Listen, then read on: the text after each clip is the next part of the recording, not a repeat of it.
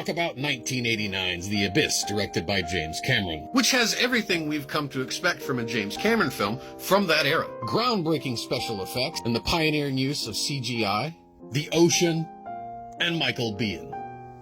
But also typical of James Cameron films of that era was the use of enormous filming models. Now, the primary filming location for this was Tank A, which Tank A is actually part of a disused nuclear power station in South Carolina. And in this particular image, you can see the deep core, the underwater drilling platform, built to near full size for exterior filming shot.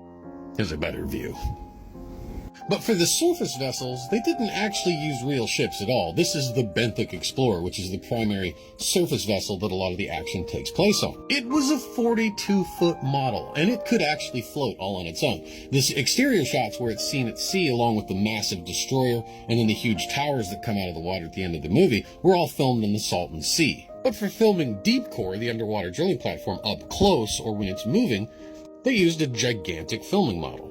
Now, because they were worried about chlorine and chemicals in the water affecting the model, every day it was raised up out of the water, and filming was actually done at night to prevent any light getting into the shot. Now, for the scenes involving the submarines towing it, a lot of it was done with stop motion. And this massive model was used largely to get these wide exterior shots of the platform. But in one part of the movie, they actually tow the platform across the seabed.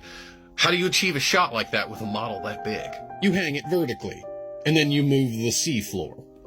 The model itself was suspended vertically, and then the seafloor itself was actually moved on a track. It made it much easier to manipulate, and they could get the shots that they wanted without any difficulty. Now, unlike most films, at the end of production, those massive scale models are broken up or put into storage and left to rot.